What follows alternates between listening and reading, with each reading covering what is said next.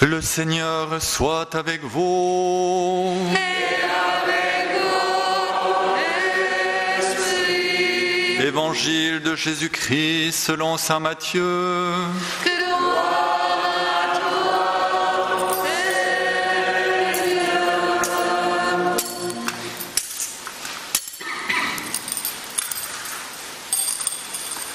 Quand les femmes eurent entendu les paroles de l'ange, vite elles quittèrent le tombeau tremblantes et toutes joyeuses, et elles coururent porter la nouvelle aux disciples. Et voici que Jésus vint à leur rencontre et leur dit: Je vous salue. Elles s'approchèrent et lui saisissant les pieds, elles se prosternèrent devant lui. Alors Jésus leur dit: Soyez sans crainte, allez annoncer à mes frères qu'ils doivent se rendre en Galilée, c'est là qu'ils me verront. Tandis qu'elles étaient en chemin, quelques-uns des hommes chargés de garder le tombeau allèrent en ville, annoncer au chef des prêtres tout ce qui s'était passé. Ceux-ci, après s'être réunis avec les anciens et avoir tenu conseil, donnèrent aux soldats une forte somme en leur disant: Voilà ce que vous raconterez. Ses disciples sont venus voler le corps la nuit pendant que nous dormions. Et si tout cela vient aux oreilles du gouverneur, nous lui expliquerons la chose et nous vous éviterons tout ennui. Les soldats prirent l'argent et suivirent la leçon, et cette explication s'est propagée chez les Juifs jusqu'à ce jour. Acclamons la parole de Dieu. Louange à toi, Seigneur. Louange à toi, Seigneur. Louange à toi, Seigneur. Louange à toi. Alléluia. Alléluia.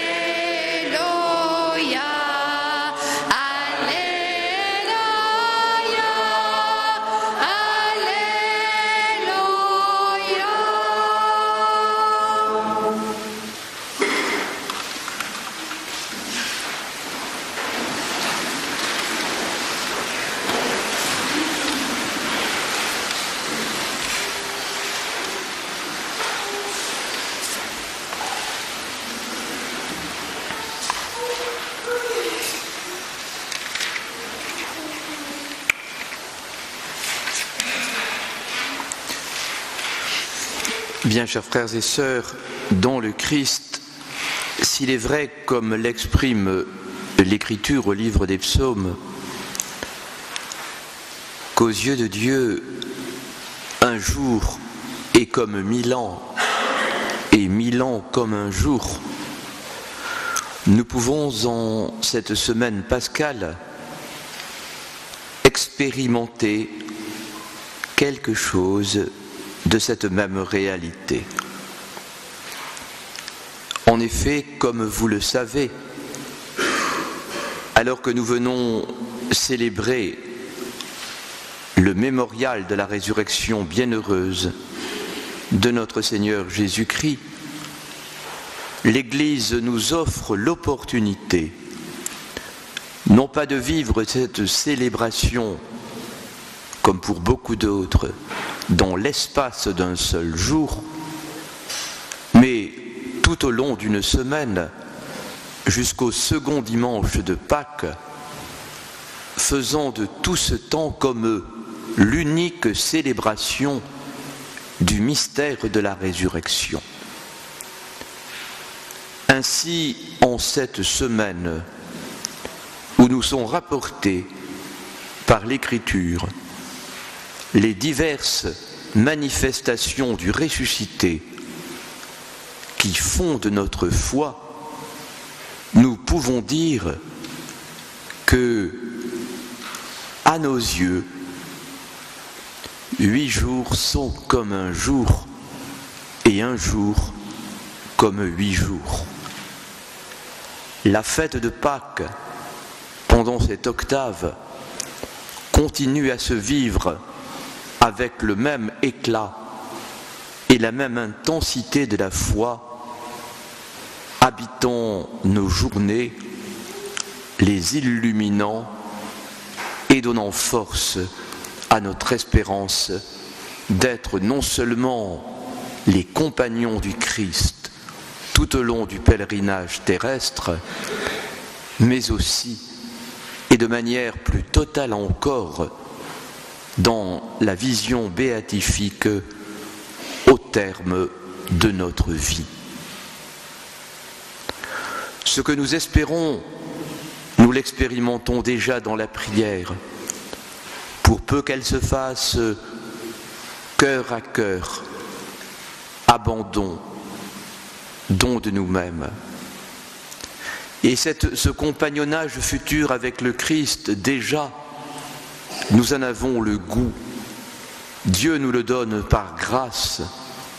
Nous mesurons qu'il n'est pas simplement être à côté, mais qu'il est avancé à ses côtés, avancé dans une connaissance toujours plus parfaite, mais aussi avec les fragilités de nos vies. Aujourd'hui donc, frères et sœurs, nous accompagnons notre frère Jean-Marie au cœur même de cette célébration pascale, donnant ainsi à ces institutions une tonalité toute particulière, une tonalité baptismale qui trouve tout son sens chez chacun d'entre nous, bien sûr, mais plus encore chez celui qui a consacré sa vie à Dieu. Voici qu'aujourd'hui, ce que nous vivons est à la fois nouveau et cependant pas tout à fait nouveau.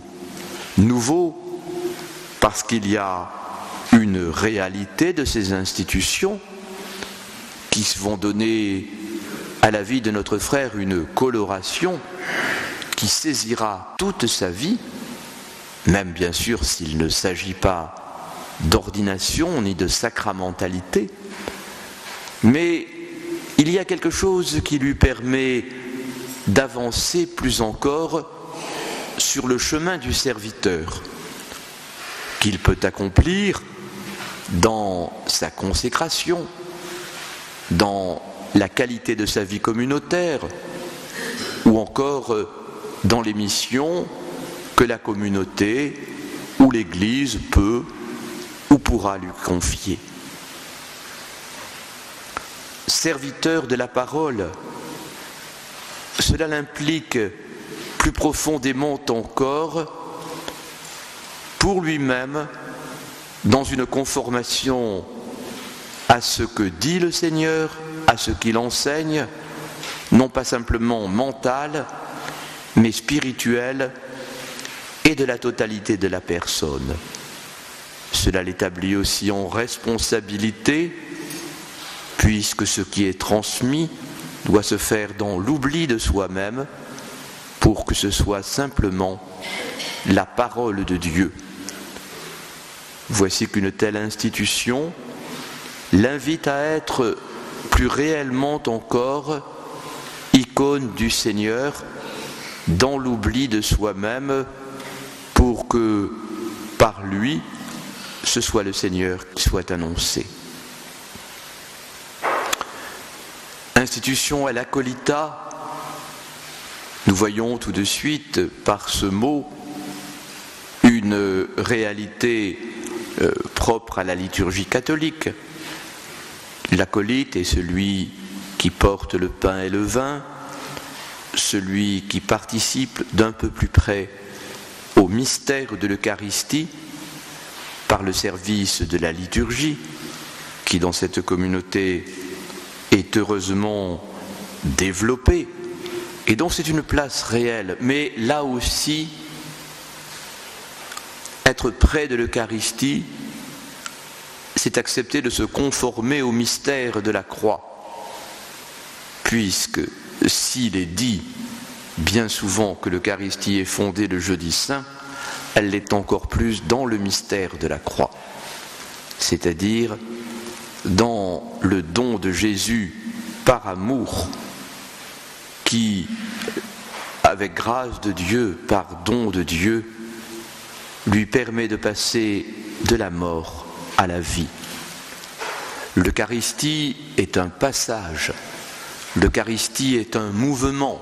Ce que nous célébrons en chaque messe, ce n'est pas une présence statique de Jésus, c'est un mouvement du Christ qui donne sa vie jusqu'au terme dans un amour qui ne se reprend pas et qui ressuscite dans la gloire de Dieu après avoir vécu dans la conformité au mystère de l'incarnation la mort véritable. Voici qu'en chaque Eucharistie, nous célébrons un mouvement, celui qui va de la mort à la vie, celui qui va du don total de soi-même à l'émerveillement de la vie, de la vision béatifique. Et quand nous communions, vous le savez, nous ne sommes pas simplement avec Dieu ou dans le bonheur d'être avec Dieu, mais nous vivons comme un engagement, comme une avancée qui nous permet chaque fois de manière mystique mais réelle de vivre avec le Christ ce même passage. Et ainsi nous sommes comme engagés par notre communion à vivre dans le quotidien de nos existences ce passage de la mort à la vie, rejetant là les compromis avec le mal, rejetant l'esprit du mal, ne croyant pas que les forts, les puissants, les méchants, les mauvais auront le dernier mot, malgré l'apparence des choses. Nous sommes les témoins, les sentinelles de la vie, ceux qui savent qu'elle a le dernier mot. Alors, frère Jean-Marie, au cœur de la communauté des béatitudes, communauté des croyants, voici que cette institution vous engage encore plus profondément sur ce chemin de la conformité au Christ dans son don, de la conformité au Christ dans son don par le mystère de l'Eucharistie que vous servirez de plus près.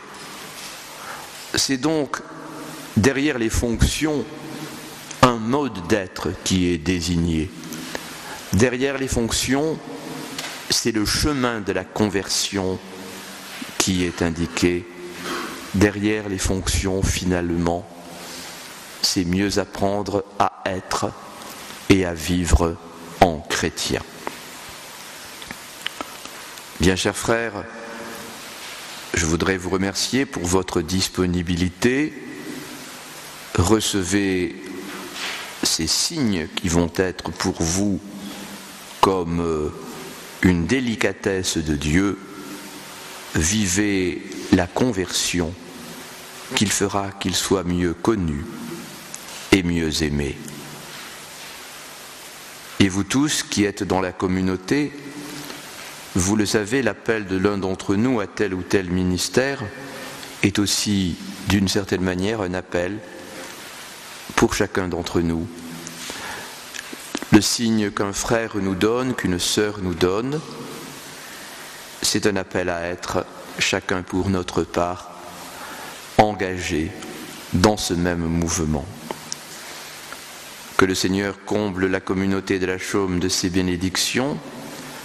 Elle sait être signe de l'absolu de Dieu dans cette ville. Puisse-t-elle être chaque jour un peu mieux conforme à sa mission. Que le Seigneur bénisse notre frère et sa communauté en ce jour.